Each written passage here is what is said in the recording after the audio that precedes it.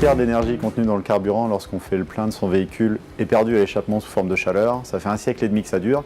Donc on a développé un système qui récupère cette chaleur, normalement perdue, et qui la retransforme en énergie utile pour aider le véhicule à consommer moins.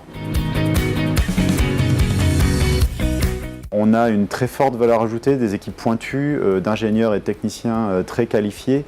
Et Gradignan, où est installé ExoS, est un excellent terroir, puisqu'on trouve des personnes excellemment formées qui peuvent apporter une vraie plus-value en termes de recherche et développement.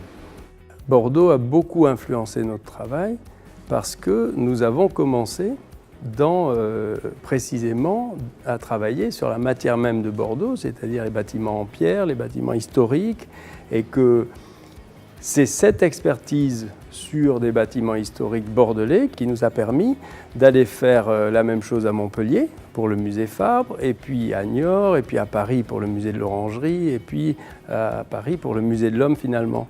Donc le fait d'être de Bordeaux a influé sur nous parce qu'on s'est attaché à travailler dans ce patrimoine, non pas un patrimoine musée, mais un patrimoine comme objet de travail.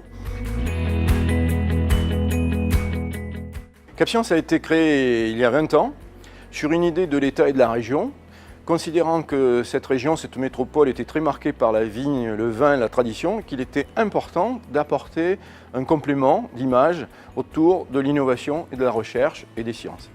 Et aujourd'hui, CapScience, c'est un des lieux culturels les plus visités de Bordeaux. Le grand public a envie de comprendre son environnement, de déguster les sciences et d'y éprouver du plaisir dans cette culture.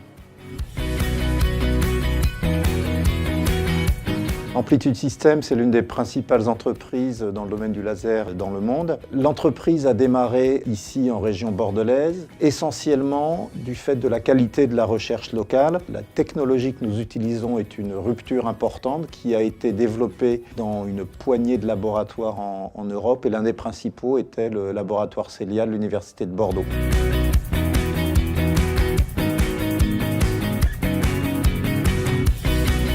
Bordeaux attire tous les regards au niveau national pour plein de raisons, bien sûr, à la fois la transformation de la ville, c'est aussi la transformation du coup d'une partie de l'agglomération et notamment de cette rive droite de Bordeaux.